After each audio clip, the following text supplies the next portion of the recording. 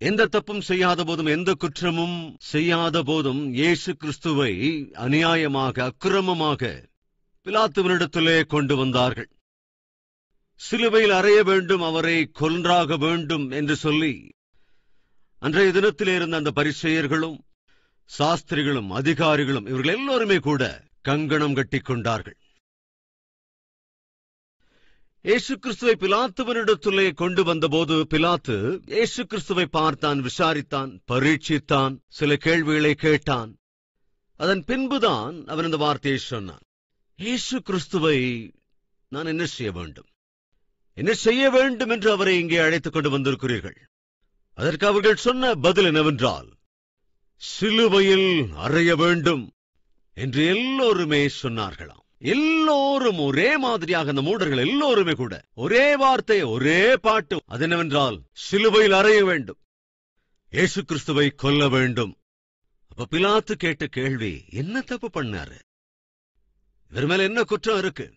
24வது வசனம், கலகம் அதிகமாகிறதே அல்லாமல் தன் பிரயத்தனத்தினாலே பிரயோஜனமில்லை என்று பிலாத்து கண்டு தண்ணீரை அள்ளி ஜனங்களுக்கு முன்பாக கைகளை கழுவி, இந்த நீதிமானுடைய இரத்த பழிக்கு நான் குற்றமற்றவன், இந்த நீதிமானுடைய இரத்த பழிக்கு நான், அதாவது இவர் நீதிமான், இவரிடத்தில் எந்த குற்றமும் நான் காணவில்லை, எந்த குற்றமும் அவருக்குள் இல்லை என்றான். எந்த தப்பும் அவர் செய்யவில்லையே, இருந்தாலும் சிலுவையில் அறைய சொல்லுகிறீர்களே, என்ன இது? இதுதான் அன்று பிலாத்து கேட்ட கேள்வி. இந்த இயேசுவை நான் என்ன செய்ய வேண்டும்? இயேசு கிறிஸ்துவை என்ன செய்யலாம்? 2000 ஆண்டுகளுக்கு முன்பு பாவியான மனிதனை ரட்சிப்பதற்கு பரலோகத்திலிருந்து இறங்கி வந்த தேவனுடைய குமாரனை அன்று என்ன செய்தார்கள்? 4 விஷயங்களை இன்று உங்களோடு பகிர்ந்து கொள்ள விரும்புகிறேன். முதலாவது, கவனிங்க, அந்நாளிலே இயேசு கிறிஸ்துவை என்ன செய்தார்கள்? முதலாவது, விற்று போட்டார்கள். 2வது, ஒப்படைத்தார்கள். 3வது, பரியாசம் பண்ணினார்கள். 4வது, ஏற்றுக்கொண்டார்கள். இந்த 4 விஷயங்களை உங்களோடு பகிர்ந்து கொள்ள விரும்புகின்றேன். முதலாவது, விற்று போட்டார்கள். யார் அவரை விற்றது? வாருங்கள் பார்க்கலாம். மத்தேயு எழுதின சுவிசேஷம் 26வது அதிகாரம் 14 மற்றும் 15 வசனங்கள். அப்பொழுது 12 ஒருவனாகிய யூதாஸ் காரியோத்து என்பவன் பிரதான ஆசாரியரிடத்திற்கு போய், நான் அவரை உங்களுக்கு காட்டிக் கொடுக்கிறேன், நீங்கள் எனக்கு என்ன கொடுக்கிறீர்கள் என்றான். அவர்கள் அவனுக்கு 30 வெள்ளிக்காசை கொடுக்க உடன்பட்டார்கள். அது முதல் அவன் அவரை காட்டிக் கொடுப்பதற்கு சமயம் பார்த்துக் கொண்டிருந்தான். யாருங்க இவன்? 12 சீஷர்களில் ஒருவனாக அழைக்கப்பட்டவன், அப்போஸ்தலரில் ஒருவனாக அழைக்கப்பட்டவன், இயேசு கிறிஸ்து மிகவும் நம்பியிருந்த ஒருவன். சாதாரணமா வீட்டுல 4 பிள்ளைங்க இருக்காங்கன்னு வச்சுக்கலாமே. பீரோ சாவியை யார்கிட்டயாவது கொடுக்க வேண்டி இருந்தா அந்த வீட்டின் தாய் அந்த பீரோ சாவியை யார்கிட்ட கொடுப்பாங்க? இந்த 4 பேர்ல யார ரொம்ப நம்புறாங்களோ அந்த மகளிடத்திலோ மகனிடத்திலோ பீரோ சாவியை கொடுத்து, நான் கொஞ்சம் ஊர் வரைக்கும் வெளியே போயிட்டு வர வேண்டி இருக்கு, ஒருவேளை ஏதாவது தேவை இருந்தா, பணம் தேவை இருந்தா பீரோக்குள்ள இருக்குது, நீங்க எடுத்துக்கங்கன்னு சொல்லி அந்த தாய் ரொம்ப நம்புகிறவரிடத்தில் தான் அந்த பீரோக்கையே ஒப்படைப்பாங்க. 12 சீஷர்கள் இயேசு கிறிஸ்துவுக்கு இருந்தார்கள். இயேசு கிறிஸ்து செய்து கொண்டிருந்த ஊழியத்துக்கு வருகிற காணிக்கைகளை யாரு பார்த்துக்கிட்டாங்க தெரியுமாங்க? யாரிடத்தில் இயேசு கிறிஸ்து அந்த பொறுப்பை ஒப்படைத்திருந்தார் என்றால், தாம் மிகவும் நம்பின யூதாஸ் காரியோத்துக்கு தான். இயேசு கிறிஸ்துவனுடைய அன்றைய ஊழியத்திற்கு ட்ரெஷரராக யார் அழைக்கப்பட்டதென்றால், நியமிக்கப்பட்டது யூதாஸ் காரியோத்து தான். தேவன் கொடுத்திருந்த அந்த பொறுப்பை ஜாக்கிரதையாய் கவனிக்க வேண்டிய அந்த யூதாஸ் காரியோத்து அந்த கடமையை சாதகமாக்கி அவரே விற்கிற நிலைமைக்கு ஆளானான். அந்த பணப்பை எப்பொழுதும் அவனோடு இருந்ததினாலோ என்னவோ எப்பவும் பணம் பணம் பணம் பணம் அப்படின்னு பணத்துக்காக என்னென்ன வேலைகளையும் செய்ய துணிந்தான். ஒரு கட்டத்தில் எந்த அளவுக்கு துணிந்து விட்டான் என்றால், தான் அதாவது யார் தனக்கு இந்த பொறுப்பை கொடுத்தாரோ, யார் உலக ரட்சகராக இந்த உலகத்துக்கு வந்தாரோ அந்த உலக ரட்சகரையே 30 வெள்ளிக்காசுக்காக விற்று போட்டான் யூதாஸ். யாராவது இருக்கீங்களா? ஊழியத்தில் இருந்து கொண்டு ஆண்டவருடைய பிள்ளைகள் என்று சொல்லிக்கொண்டு ஆண்டவருடைய ஆலயத்துக்கு வந்து ஆண்டவரை ஆராதித்துக் கொண்டு ஆண்டவரின் ஊழியத்தை செய்து கொண்டு இயேசு கிறிஸ்துவையும் விட்டுக் கொடுப்பதற்கு எதிர்பார்த்து கொண்டிருப்போர் நம்மில் யாராவது இருக்கீங்களா? யூதாசுக்கு பண பைத்தியம் இருந்ததுனால ஏசப்பாவையே அன்று விற்று போட்டான். இன்னைக்கு நம்ம மத்தியில கூட அநேக பித்து இருக்கிறவங்க நிறைய பேர் நம்ம மத்தியில இருக்கத்தான் செய்யறாங்க. சிலருக்கு சூதாட்ட பித்து இருக்கும், சிலருக்கு குடிப்பழக்கத்துல பித்து இருக்கும், சில பேருக்கு பெண் பித்து பிடிச்சிருக்கும், சிலருக்கு ஆண் பித்து பிடிச்சிருக்கும். இன்னைக்கு உனக்கு இருக்கிற பித்து எது? எவற்றை நீ நிறைவேற்றுவதற்கு அல்லது எவற்றை நீ செய்வதற்கு அல்லது எவற்றை பெற்றுக்கொள்வதற்காக இயேசு கிறிஸ்துவை விற்கிறாய், இயேசு கிறிஸ்துவையே விட்டுக் கொடுக்கிறாய்? அன்று 30 வெள்ளிக்காசுக்காக ஊழியத்திலே பங்கெடுத்துக் கொண்டிருந்த யூதாஸ் காரியோத்து இயேசு கிறிஸ்துவையே விற்று போட்டான். இந்த சில பேர் அப்படிப்பட்டவங்க யாராவது இருக்கீங்களா? ஆண்டவருடைய பிள்ளைகள் என்று சொல்லிக்கொண்டு ஆண்டவருடைய ஊழியத்தில் பங்கெடுத்துக் கொண்டு இயேசு கிறிஸ்துவையே அப்பப்போ சந்தர்ப்பம் வாய்க்கும் போது விற்கிறவர்கள் யாரும் இருக்கிறீர்களா?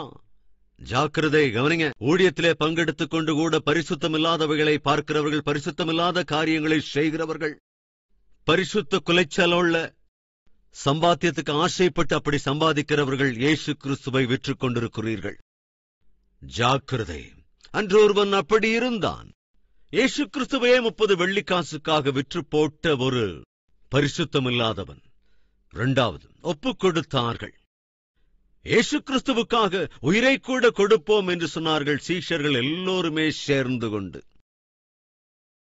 சிலர் சொல்லலாம், இல்லங்க பேதுரு மட்டும்தான் உயிரை கொடுப்பேன்னு சொன்னா, மத்தவங்க எல்லாம் அப்படி சொல்லல அப்படின்னு யாராவது சொல்றீங்களா? இல்லவே இல்லங்க. பேதுரு அந்த வார்த்தையை சொன்னபோது மீதி சீஷர்களும் கூட நாங்களும் உமக்காக எங்கள் உயிரை தருவோம் என்றார்கள். வாங்க பாத்திரலாம். மத்தேயு சுவிசேஷம் 26வது அதிகாரம் 31வது வசனத்தை வாசிக்கலாம். அப்பொழுது இயேசு அவர்களை நோக்கி, மேய்ப்பனை வெட்டுவேன், மந்தையின் ஆடுகள் சிதறடிக்கப்படும் என்று எழுதியிருக்கிறபடி இந்த ராத்திரியிலே நீங்கள் எல்லாரும் என் நிமித்தம் இடரல் அடைவீர்கள். ஆகிலும் நான் உயிர்த்தெழுந்த பின்பு உங்களுக்கு முன்னே கலிலேயாவுக்கு போவேன் என்றார். பேதுரு அவருக்கு பிரதியுத்தரமாக, உமது நிமித்தம் எல்லாரும் இடரல் அடைந்தாலும் நான் ஒரு காலும் இடரல் அடையேன் என்றான். 35வது வசனம். அதற்கு பேதுரு, நான் உம்மோடே மரிக்க வேண்டி இருந்தாலும், கவனிங்க, உம்மை மறுதலிக்க மாட்டேன் என்றான். சீஷர்கள் எல்லாரும் அப்படியே சொன்னார்கள். ஆண்டவரே, உமக்காக நாங்கள் உயிரையும் தருவோம், உமக்காக நாங்கள் என்ன வேண்டுமானாலும் செய்வோம், உம்மை காப்பாற்றுவதற்காக, எங்கள் விசுவாசத்தை காத்துக் கொள்வதற்காக, நாங்கள் உம்முடைய சீஷர்கள் என்று இந்த உலகிற்கு சாட்சி சொல்லுவதற்காக, சீஷர்களாய் நிலை நிற்பதற்காக நாங்கள் என்ன வேண்டுமானாலும் செய்வோம், தேவைப்பட்டால் உயிரையும் தருவோம் என்று பயங்கரமா பேசினாங்க, பிரமாணமே பண்ணினாங்க. ஆனா அதுக்கப்புறம் என்ன செஞ்சாங்க? கோடைகளைப் போல ஓடி போனார்கள். ஆண்டவராகிய இயேசுவை ஒப்புக் கொடுத்து விட்டு ஓடி போனார்கள். இயேசுவுக்கு முன்னால் அடடட என்னென்ன பேசினாங்க, இயேசுவுக்கு முன்னால நின்று என்னென்ன வாக்கு பண்ணினாங்க. தேவாலயத்திற்கு வருகிற போது, தேவனுடைய வார்த்தைகளை கேட்கிற போது, அல்லது நீங்கள் ஜெபிக்கும் போது, ஆபத்து அபாயங்கள் பிரச்சனைகளுக்குள்ளாக கடந்து போகிற போது, இந்த மாதிரி எத்தனையோ பிரமாணங்கள் ஆண்டவரிடத்துல செஞ்சிருவோம். ஒரு வல்லமையுள்ள தேவ செய்தியை கேட்கிற போது, அந்த தேவ செய்தி உனக்குள்ள ஒரு தாக்கத்தை உண்டாக்குகிற போது, ஆண்டவரே உமக்காக நான் இப்படியெல்லாம் வாழப் போறேன், வர்ற வாரமே நான் ஞானஸ்நானம் எடுத்துக்க போறேன், என்னுடைய எல்லாவற்றையும் நான் விட்டு விலகி விடுகிறேன், எல்லா பாவ நட்புகள் எல்லாவற்றையும் நான் அறுத்து விடுகிறேன், எல்லா பாவ பழக்கங்களையும் இதோடு விட்டு விடுகிறேன், கள்ள தொடர்புகளை விட்டு விடுகிறேன், கள்ள சம்பாத்தியத்தை விட்டு விலகி விடுகிறேன், ஆண்டவரே உமக்காக மாத்திரமே வாழப்போகிறேன் என்று எவ்வளவோ வைராக்கியமா சில தீர்மானங்களை எடுப்போம். ஆனா ஏதாவது கொஞ்சம் கஷ்டம் வந்துட்டா, சின்ன ஆபத்து ஏதாவது வந்தா, சின்ன சோதனை வந்தா, பாவம் செய்ய ஏதாவது சின்ன வாய்ப்பு கிடைச்சிட்டா, சாத்தான் சோதிக்கும் போது எவ்வளவு சுலபத்துல நாம விழுந்து போயிடுறோம். எவ்வளவு எளிதில் தேவனுக்கு தந்த வார்த்தை, தேவனுக்கு நாம் பண்ணின வாக்கை அப்படி தூக்கி எறிஞ்சிட்டு போயிடுறோம். பேதுரு சொன்னான், ஆண்டவரே உமக்காக நான் உயிரையும் தருவேன். நீ மட்டும்தான் ஆண்டவருக்கு உயிரை தருவியா? நீ மட்டும்தான் ஆண்டவரை நேசிக்கிறியா? நாங்க என்ன குறைவா நேசிக்கிறோமா? அப்படின்னு மத்த 10 பேருமே கூட நாங்களும் உமக்காக உயிரை தருவோம் ஆண்டவரே என்று சவால் விட்டார்கள், பிரமாணம் பண்ணினார்கள். யாராவது நம்ம மத்தியில இருக்கீங்களா? தேவ சன்னதிக்கு வந்து இது போல உறுதிமொழி எடுக்கிறவர்கள், தேவ சன்னதிக்கு வந்து பிரமாணம் எடுத்துக் கொள்கிறவர்கள். அதுக்கப்புறம் சாத்தான் ஏதாவது சின்னதா சோதிச்சு அதோட கதை அவ்வளவுதான். எடுத்த பிரமாணங்களும் மறந்து போயிடுவோம், எடுத்த தீர்மானங்களும் மறந்து போயிடுவோம், கொடுத்த வாக்கு மறந்து போயிடுவோம், இயேசுவை விட்டுட்டா ஈஸியா போயிடுவோம். ஆண்டவராகிய இயேசு கிறிஸ்துனா யாருன்னே எங்களுக்கு தெரியாது அப்படிங்கிற மாதிரி வாழ்வோம். நடந்து கொள்ளுவோம், அருவருப்பான காரியங்களையும் செய்து விடுவோம். அப்படிப்பட்டவங்க யாரு? ஒப்பு கொடுக்கிறவர்கள். அதுவரைக்கும் பரிசுத்தர்களாக, அதுவரைக்கும் ஆவிக்குரியவர்களாக காண்பித்துக் கொண்டு கொஞ்சம் சோதனை, கொஞ்சம் ஏதாவது கஷ்டம் வந்துட்டா, கொஞ்சம் லைட்டா சாத்தான் சோதிச்சா போதும், ஒப்பு கொடுத்துட்டு போயிடுவோம். அன்று என்ன நடந்தது? உயிரையே தருவோம் ஆண்டவர் அப்படின்னு எல்லாரும் சொன்னாங்க. ஆனா என்ன செஞ்சாங்க? 56வது வசனம், ஆகிலும் தீர்க்கதரிசிகள் எழுதியிருக்கிற வசனங்கள் நிறைவேறும்படி இவையெல்லாம் சம்பவிக்கிறது என்றார். அப்பொழுது சீஷர்கள், சில பேர்னு இருக்கா இல்ல எல்லாரும் உங்க பைபிள் இருக்கா? அப்பொழுது சீஷர்கள் எல்லாரும் அவரை விட்டு என்ன செஞ்சாங்க? ஓடிப்போனார்கள். என்ன சொன்னாங்க? கொஞ்ச நேரத்துக்கு முன்னாடி என்ன சொன்னாங்க? உயிரையே தருவோம் அப்படின்னு சொன்னாங்க. எங்க உயிரை கொடுத்து உங்களை காப்பாத்துவோம். உங்களை யாரு கட்டுறாங்க? ஒரு கை பாத்துடலாம். உண்மை யாரு கூட்டிட்டு போறாங்களோ பாத்துடலாம். அவங்கள ஒன்று இல்லைனாக்கு அப்படிங்கிற மாதிரி பேசினவங்க இந்த ரோம படை வீரர்களையும் அந்த அதிகாரிகளையும் கண்ட உடனே ஒரு ஆள் கூட இயேசு கிறிஸ்துவை காப்பாத்தணுங்கிற முயற்சியில உயிரை கொடுக்கிறன்னு முன் வரலங்க. இயேசு கிறிஸ்துவை விட்டுருங்க, எங்களை கூட்டிட்டு போங்கன்னு சொல்லல. தயவு செஞ்சு இயேசுவை தொடாதீங்க, வேணும்னா என்ன கூட்டிட்டு போங்க என்று ஒருவரும் சொல்லவில்லை. 11 பேர் அவருக்காக நிற்க வேண்டியவர்கள் அவரை ஒப்படைத்து விட்டார்கள். இன்னைக்கு நம்ம மத்தியில் யாராவது இருக்கீங்களா? இயேசுவுடைய சன்னதிக்கு வந்தா மாத்திரம் ஆவிக்குரிய நடத்தை, கொஞ்ச நாட்களுக்கு மாத்திரமே ஆவிக்குரிய வாழ்க்கை, கொஞ்சம் வாரங்கள் மாத்திரமே ஆவிக்குரிய வாழ்க்கை, அதுக்கப்புறம் ஆவிக்குரிய வாழ்க்கை இல்லை, எதுவும் கிடையாது. அப்படி அருவருப்பான வாழ்க்கைக்கு போகிற யாராவது இருக்கிறீர்களா என்றால் கவனிங்க. 2000 ஆண்டுகளுக்கு முன்பாகவே இயேசு கிறிஸ்து உனக்காக எனக்காக தம்முடைய உயிரையை தாரை வார்த்த சந்தர்ப்பத்திலே என்ன நடந்ததோ அதுதான் உன்னுடைய வாழ்க்கையிலும் நடக்கிறது. அதாவது சிலர் ஏசப்பாவை விட்டு போடுறீங்க, இன்னும் சிலர் ஒப்படைத்து விடுகிறார்கள், இன்னும் சிலரே பரியாசம் பண்ணுகிறார்கள். யாருங்க அன்னைக்கு பரியாசம் பண்ணவங்க? பார்க்கலாமா? 10 சுவிசேஷம் 27ஆம் அதிகாரம் 39 மற்றும் 40வது வசனங்கள். அந்த வழியாய் நடந்து போகிறவர்கள் தங்கள் தலைகளை துலுக்கி, தேவாலயத்தை இடித்து 3 நாளைக்குள்ளே கட்டுகிறவனே, உன்னை நீயே ரட்சித்துக்கொள், நீ தேவனுடைய குமாரனானால் சிலுவையிலிருந்து இறங்கி வா என்று அவரை தூஷித்தார்கள். அப்படியே பிரதான ஆசாரியரும் வேதபாரகரும் மூப்பரும் பரியாசம் பண்ணி, மற்றவர்களை ரட்சித்தான், தன்னைத்தான் ரட்சித்துக் கொள்ள திராணி இல்லை. இஸ்ரவேலின் ராஜாவானால் இப்பொழுது சிலுவையிலிருந்து இறங்கி வரட்டும், அப்பொழுது இவனை விசுவாசிப்போம் என்று பரியாசம் பண்ணினார்கள், அவமானப்படுத்தினார்கள், தூஷித்தார்கள். ரோட்டில் போய்கிட்டு இருந்தவங்க சிலுவையிலே தொங்கிக் கொண்டிருந்த இயேசு கிறிஸ்துவை பார்த்து தூஷித்தார்களாம். அவர் என்ன செய்தார் என்று, அவர் என்ன செய்ததற்காக அவரை அவ்வளவாய் தூஷித்தார்கள், துவேஷித்தார்கள், ஏளனம் செய்தார்கள், அவ்வளவாய் பரியாசம் பண்ணினார்கள், அவ்வளவாய் அவமானப்படுத்தினார்கள். அதே கேள்வியைத்தான் அன்று பிலாத்து கேட்டான். இவர் என்ன செய்தார்? சிலுவையில் அறையும், சிலுவையில் அறையும், சிலுவையில் அறையும் என்று கத்துகிறீர்கள், கூக்குரல் இடுகிறீர்கள், இவர் என்ன செய்தார்? பிலாத்து கிறிஸ்தவன் அல்ல, ஆவிக்குரியவன் அறவே அல்ல. அவன் ஆண்டவரை அறியாத ஒருவன். அந்த ஆண்டவரை அறியாதவன் கேட்கிறான், என்ன செய்தார் என்று, என்ன தப்பு செய்தார் என்று இந்த இயேசுவை தூஷிக்கிறீர்கள்? அதே கேள்வியை இன்று நானும் உங்களிடத்தில் கேட்க விரும்புகின்றேன். சில பேர் ஏனோ எந்த காரணமும் இல்லாம ஆண்டவரை தூஷிப்பார்கள், காரணமே இல்லாம துவேஷிப்பாங்க. அது ஏனோ சில பேருக்கு இயேசுனா பிடிக்கவே பிடிக்காது. நான் ஆண்டவரை அறியாத ஒரு குடும்பத்திலிருந்துதான் பிறந்தவன். எங்கள் குடும்பத்துல சில பேர் காரணமே இல்லாம இயேசுவை தூஷிப்பாங்க, காரணமே இல்லாம இயேசுவை துவேஷிப்பார்கள். பரிசுத்த வேதாகமத்தை வீட்டுக்குள்ள கொண்டு போனா கூட ஒத்துக்க மாட்டாங்க. அந்த வேதாகமத்தை எதுக்கு கொண்டு வந்த, அந்த புத்தகத்தை எதுக்கு கொண்டு வந்த, இது ஏதோ பெரிய ஆபத்தான புத்தகம் மாதிரி. சோ பைபிளை எடுத்துட்டு வந்தா ஒத்துக்க மாட்டாங்க, பைபிளை திறந்து வாசிச்சா அதுக்கு ஒத்துக்க மாட்டாங்க. யாராவது ஒருவேளை பைபிளை பத்தி ஏதாவது பேசினா ஒத்துக்க மாட்டாங்க. இயேசு கிறிஸ்துவை குறித்து பேச ஏதாவது சின்ன காரியத்தை ஆரம்பிச்சா சொல்லாதீங்க, அது சொல்ல வேண்டாம், அந்த தேவனை குறிச்சு எல்லாம் இங்க பேசாதீங்க. ஏன், என்ன காரணம்? எதுக்காக அவ்வளவு பகை? எதுக்காக அவ்வளவு பரியாசம்? எதுக்காக அவ்வளவு கோபம்? பிலாத்து அந்த நாளிலே கேட்டேன், எதுக்கு இவர் மேல உங்களுக்கு அவ்வளவு கோபம்? இயேசு கிறிஸ்துவை கொலை பண்ணுங்கள் என்று சொல்லுகிறீர்கள், அவரை தூஷிக்கிறீர்கள், துவேஷிக்கிறீர்கள், பரியாசம் பண்ணுகிறீர்கள். அவமானப்படுத்துகிறீர்கள், அநியாயமாக குற்றம் சாட்டுகிறீர்கள். என்ன செய்தார் என்று, அவர் என்ன செய்தார் என்று இன்றும் கூட உலகம் இயேசுவை தூஷித்துக் கொண்டிருக்கிறது. உங்களுக்கு ஒரு விஷயம் தெரியுமாங்க? இந்த உலகத்திலே அளவுக்கு அதிகமாக துவேஷிக்கப்படுகிற தேவன் யாராவது இருக்கிறாங்களான்னு கேட்டா அது ஆண்டவராகிய இயேசு கிறிஸ்து தான். இந்த லோகத்திலே அளவுக்கு அதிகமாக விசுவாசிக்கப்படுகிற தேவன் யாராவது இருக்கிறாரா என்றால் அதுவும் ஆண்டவராகிய இயேசு கிறிஸ்து தான். இந்த உலகத்திலே அளவுக்கு அதிகமாக தூஷிக்கப்படுகிற, அளவுக்கு அதிகமாக எரிக்கப்படுகிற புத்தகம் ஏதாவது இருக்கிறதா என்று கேட்டால் அது பரிசுத்த வேதாகமம் தான். அதே போல உலகத்தில் இன்றைக்கு அளவுக்கு அதிகமாக வாசிக்கிற புத்தகம் ஏதாவது இருக்கிறதா என்று கேட்டால் அதுவும் கூட இதே பரிசுத்த வேதம் தான். இந்த உலகத்திலே அதிகமாக மொழி மாற்றம் செய்யப்பட்ட, அதிகமாக பிரிண்ட் பண்ணப்படுகிற புத்தகம், the best selling book in the world is Bible.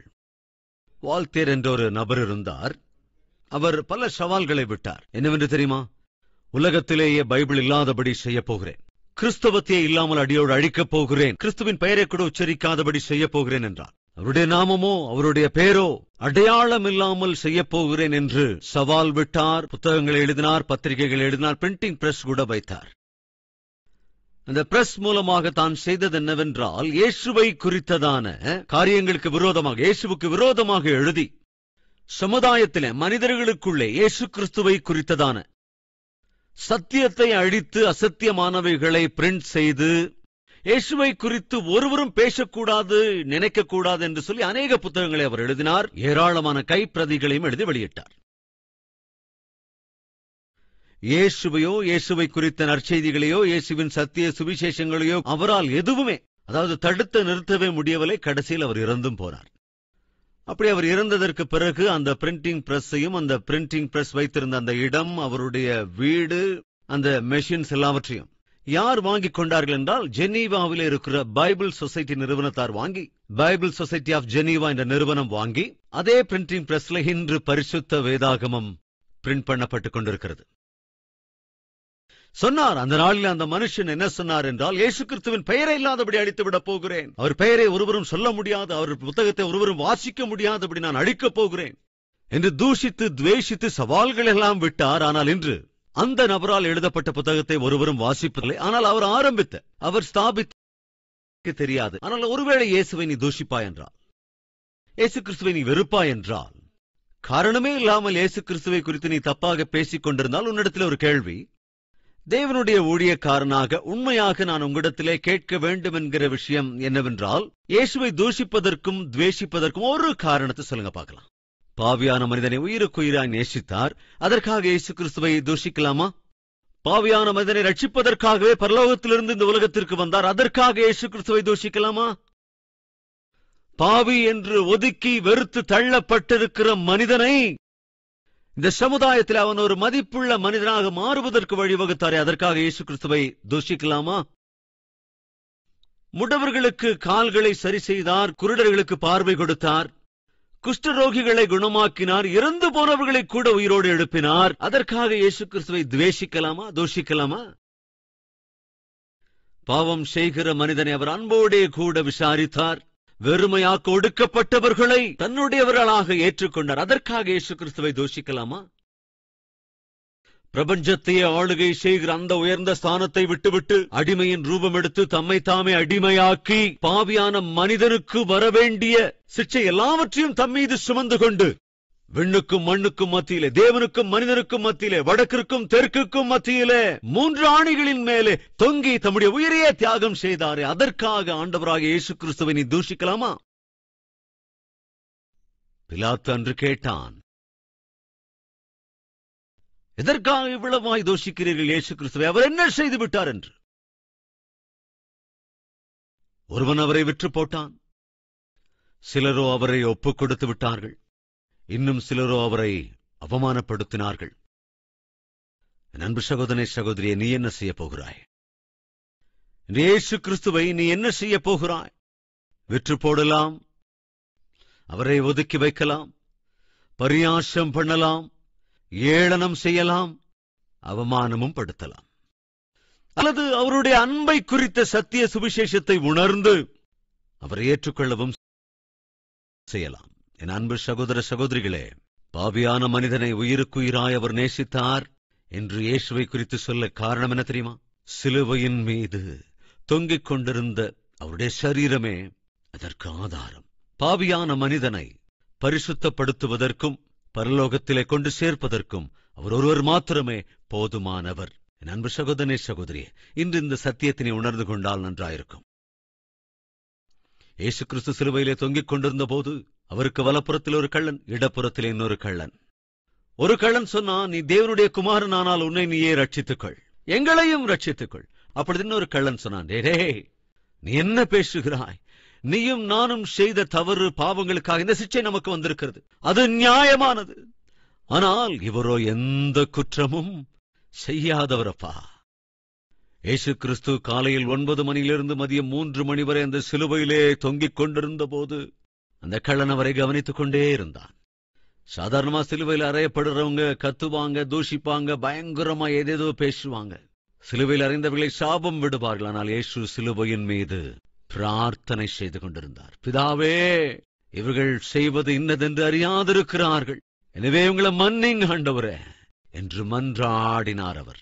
அப்ப அந்த இரண்டாவது கள்ளன் சொன்னான், இந்த சிக்ஷை உனக்கும் எனக்கும் ஏற்றது, ஆனால் இவரோ எந்த குற்றமும் செய்யாதவர்.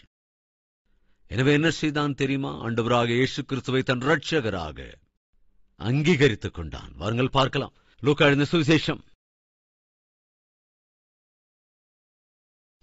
23வது அதிகாரம் 41 மற்றும் 42 வசனங்கள். நாமோ நியாயப்படி தண்டிக்கப்படுகிறோம், நாம் நடப்பித்தவைகளுக்கு தக்க பலனை அடைகிறோம், இவரோ தகாததொன்றையும் நடப்பிக்கவில்லையே என்று அவனை கடிந்து கொண்டு என்று சொல்லி இயேசுவை நோக்கி, ஆண்டவரே, நீர் உம்முடைய ராஜ்யத்தில் வரும்போது அடியேனை நினைத்தருளும். இயேசுவே, நீர் ராஜாதி ராஜா, உமக்கென்று ஒரு ராஜ்யம் உண்டு, அது பரலோக ராஜ்யம். அந்த ராஜ்யத்தில் நீர் ஒரு நாள் வரப்போகிறீர், அப்பொழுது என்னை நினைத்துக் கொள்வீரா, இந்த பாவியை? இயேசு கிறிஸ்துதான் உலக ரட்சகர் என்பதை, இந்த உலகத்தின் ராஜாதி ராஜா என்பதை அன்று அந்த கள்ளன் உணர்ந்து கொண்டான், ஏற்றுக்கொண்டான். அதனால் தான் சிலுவையில் அவன் அப்படி ஜெபித்தான். அதற்கு இயேசுவின் பதில் என்ன? பாவி, இதுவரைக்கும் எல்லா பாவத்தையும் பண்ணிட்டு சாகிறதுக்கு முன்னால ரட்சிக்க வேண்டும் என்று ஜெபிக்கிறாய, முடியவே முடியாது. இப்படி கடைசி நிமிஷத்துல ரட்சிக்க சொன்னாது முடியாது என்று இயேசு கிறிஸ்து சொன்னாரா? இல்லங்க. என் அன்பு சகோதரனே சகோதரியே, நீ உன் வாழ்க்கையிலே என்ன பாவத்தை செய்திருந்தாலும், எவ்வளவு காலமாய் செய்து கொண்டிருந்தாலும், எந்த அளவுக்கு உன்னை நீ காயப்படுத்திக் கொண்டிருந்தாலும், சுற்றியிருப்போரை காயம் பண்ணி கொண்டிருந்தாலும், இந்த நாளிலே, இந்த வேளையிலே, இந்த குட் ஃப்ரைடே, இந்த தூய வெள்ளிக்கிழமையிலே, இயேசுவே, என்னை ஏற்றுக்கொள்ளுவீங்களா? என்ன மன்னிப்பீங்களா? உம்முடைய ராஜ்யத்தில் என்னை சேர்த்துக் கொள்வீரா? உம்முடைய குமாரனாய் குமாரத்தியாய் ஏற்றுக்கொள்ளுவீரா என்று கேட்டால், என்னை ஏற்றுக்கொள்ள என் ஆண்டவர் தயாராக இருக்கிறார். அந்த கல்லனை பார்த்து இயேசு என்ன சொன்னார் தெரியுமா? மெய்யாகவே இன்றைக்கு நீ என்னோட கூட பரதீசியிலே இருப்பாய் என்று சொன்னார். உறுதியா சொன்னார், வாக்கு கொடுத்தார். காரணம் என்ன? அந்த கள்ளன் அவரை அப்படி ஏற்றுக்கொண்டான். நீயும் ஒருவேளை அவரை பரியாசம் பண்ணி கொண்டிருக்கலாம், இன்று அவரை ஏளனம் பண்ணி கொண்டிருக்கலாம், அவரை அவமானப்படுத்திக் கொண்டிருக்கலாம், இன்று அவரை நீ விற்றுவிடலாம், இன்று நீ அவரை அங்கீகரித்தும் கொள்ளலாம். என்ன செய்ய போகிறாய் இன்று இயேசுவை? நீ இன்னும் பாவங்களை செய்து கொண்டு இயேசு கிறிஸ்துவை காயப்படுத்துவாயா? அல்லது எதற்கோ பயந்து கொண்டு, யாருக்கோ பயந்து கொண்டு, அந்த இயேசு யார் என்று எனக்கு தெரியாது என்பதைப் போல நடந்து கொண்டு அவரை புறக்கணிப்பாயா? இல்லாவிட்டால் இயேசு கிறிஸ்துவை தூஷித்து, துவேஷித்து, பரியாசம் பண்ணி, அவமானப்படுத்தி இன்னும் சிலுவையில் அறைவாயா? அல்லது இயேசு கிறிஸ்துதான் உலக ரட்சகர் என்று, தேவாதி தேவன் என்று, உன்னை ரட்சிப்பதற்காகத்தான் இந்த உலகிற்கு வந்தார் என்பதை உணர்ந்து அவரை ஏற்றுக்கொள்வாயா? இன்று நம் மத்தியிலே யாராவது இருக்கிறீர்களா அங்கீகரிக்கின்றவர்கள், இயேசு கிறிஸ்துவை அங்கீகரிக்கிறவர்கள் இருந்தால் ஜெபிக்கலாமா? இருக்கிற இடத்திலிருந்தே ஜெபத்திலே ஒரு மனப்படும்படி கேட்டுக்கொள்கிறேன்.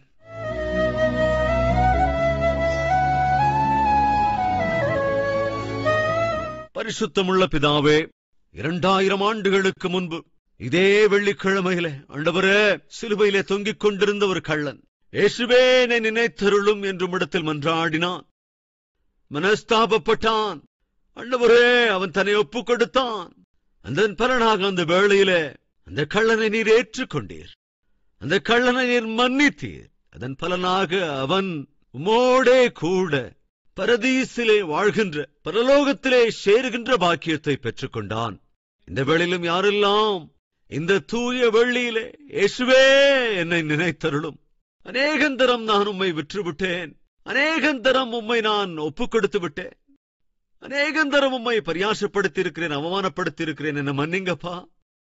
அப்பா, இன்று என் ஜெபத்தை கேட்டு மீதியுள்ள என்னுடைய வாழ்க்கையை நீர் ஏற்றுக்கொண்டு உமக்கு சாட்சியாய் வாழ்கிற கிருபை அருள வேண்டும் என்று பின்னிட்டு திரும்பி பாராமல் பரிசுத்தமான வாழ்க்கை வாழ்ந்து உம்முடைய ஊழியத்திலே பங்கெடுத்து இந்த உலகத்திலே ஆண்டவருக்கு சாட்சியாய் வாழ்கிற வாழ்க்கை எனக்கு அருளிச் செய்ய வேண்டும் என்று யாரெல்லாம் விண்ணப்பம் பண்ணுகிறார்களோ அவருடைய விண்ணப்பங்களுக்கெல்லாம் செவிசாய்த்து அவளை ஏற்றுக்கொள்ள வேண்டும் என்று இயேசுவின் நாமத்தில் வேண்டிக் கொள்கிறோம் பிதாவே. ஆமென்.